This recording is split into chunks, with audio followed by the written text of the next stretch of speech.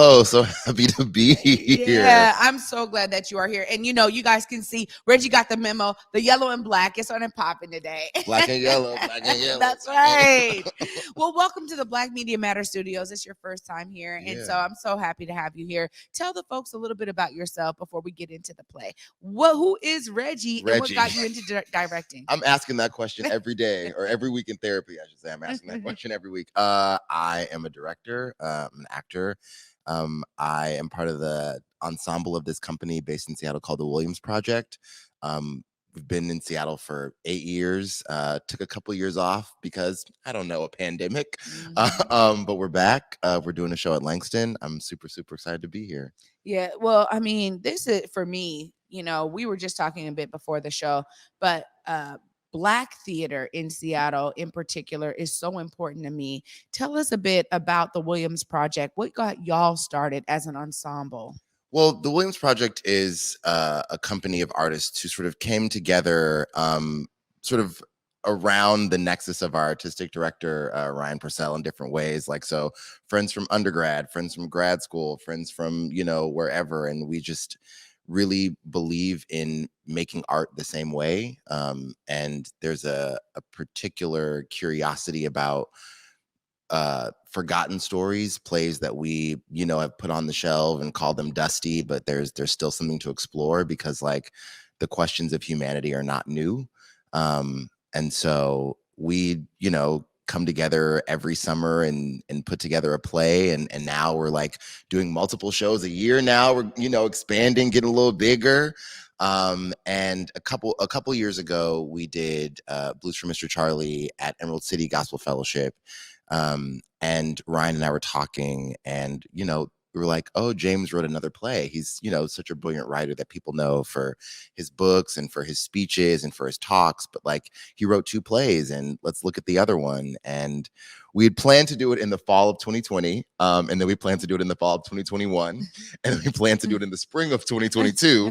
And so now finally we say for the 3rd November we're doing the Amen Corner with the Williams Project. I'm super, super excited. Yeah, I mean, you're talking about a legend, honestly, with James Baldwin, and the fact that I just love this whole nexus of, all right, we're gonna do a James Baldwin play with the Williams Project at Langston Hughes. There's this huge like litany of things that go off in my brain about that because I understand, the importance of theater still being at Langston Hughes, and particularly stories like the Amen Corner. Tell us a bit about what this play is about so folks can understand what they should be coming to, why they need to be buying their tickets. Tell them a bit about the show. So, James writes plays like he writes his novels. So it's a richly written story.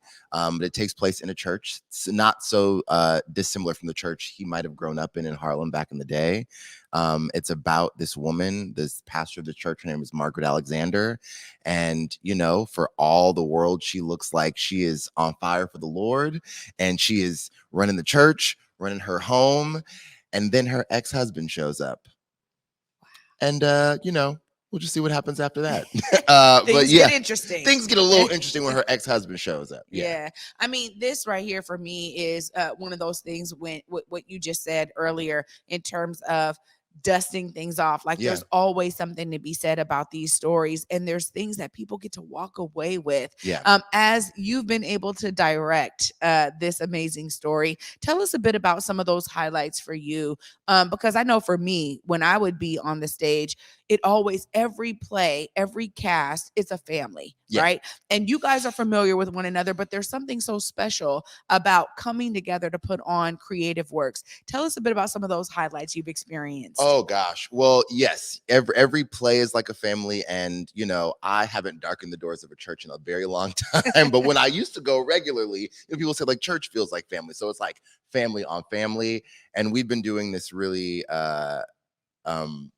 fun cool down exercise at the end of every day. We sort of like come back to ourselves by playing Uno, I love because Uno. like people love Uno. People love talking mess. People love beating people in Uno. So there are lots of ways that we have like bonded as a group of Black artists in the rehearsal, on stage, and also backstage. But it's a really special process to be able to be back in person making a play again. And like, theater has continued to evolve, and I think it will continue to evolve. And it's so great to see Black people in Cinderella, and Black people in Shakespeare, and Black people in Chekhov. And that's fantastic. And we should continue to keep doing that. But it's also really important to not forget that there were and are and will always be Black people writing stories for us. And I think it's a really rich privilege to be able to do that story. And, it's a story in the church. So, the music is going to be fire. It's going to be slapping. Oh, there it is. But yeah, it's really special to be able to tell this Black story by this Black genius in this theater named after this other Black genius. That's what I mean in terms of like this trifecta, right? There's so much greatness happening there. And I mean, I said it as we were coming into this, but it takes me back to my childhood, right? Yeah. Like the things that I have always connected Langston with was like Black brilliance in general, right? That's the tagline. Exactly. It literally is. And I am really experiencing that already in terms of what y'all are bringing. When you think about that legacy of what Langston Hughes has meant for Seattle, the Central District in particular, tell us a bit about, how it may resonate with you that now, a piece of your works as a director and bringing this story there, like how that legacy kind of reflects on you. Yeah. I mean, I am so fortunate to have a relationship to my history. I think, you were talking earlier in your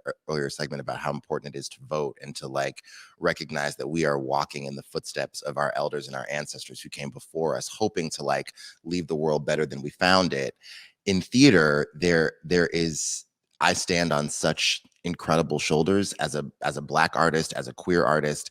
I stand on such incredible shoulders. And, when we were talking about where we wanted to do the show, because Williams Project, we do our shows in different locations every year. And when I heard Langston and I was like, oh, is it named after Langston Hughes?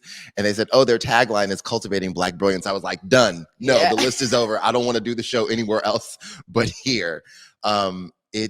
And to know that it's in the Central District. I mean, again, we were talking about like theater continuing to evolve and open its doors for Black people.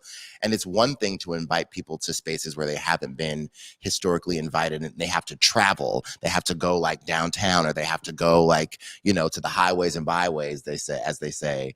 But it's another thing to have excellent theater put on in a world-class facility in a neighborhood where Black people live.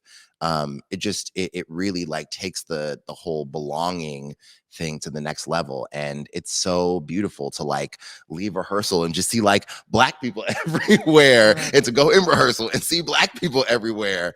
I'm like, am I in Seattle? Where am I?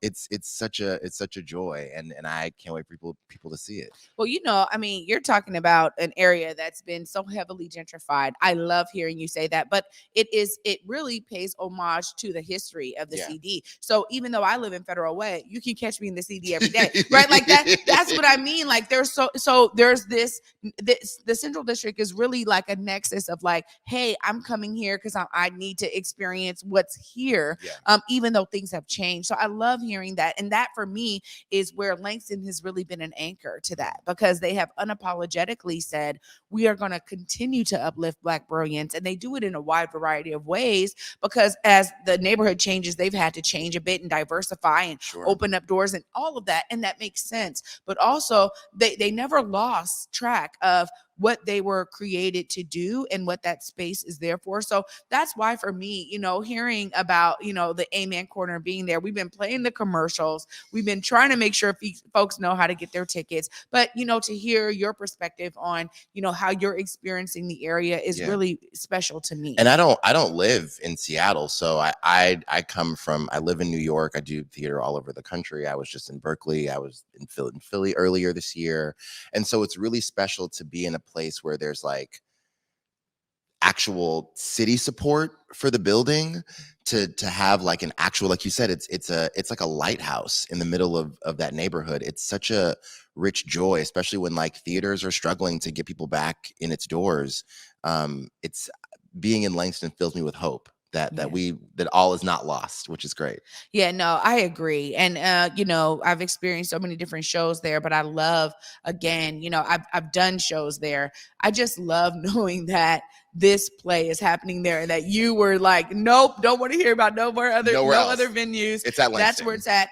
When you think about some of the ways that theater really mimics real life, right? We always talk about this connection of creativity really showcasing or being kind of a vehicle for the real things that are happening in the world. Just tell us a bit about how your experiences throughout the country have really shine a light on that idea, that notion, Yeah. because we know that this, as you said, this story, church house, fire music, we already know that's something that's like anywhere in the country. You can go to a Black church and know somebody in that joint knows how to sing, Exactly. Yes. right? So there's these connections of, story really reflecting life. I just want you to be able to share a little bit about that. Yeah, I mean, I feel so fortunate to have like an embarrassment of riches because it's like it's a James Baldwin piece, so the writing is gonna do what's being asked of it. It's giving Yeah. what it's supposed to have gave. Yeah.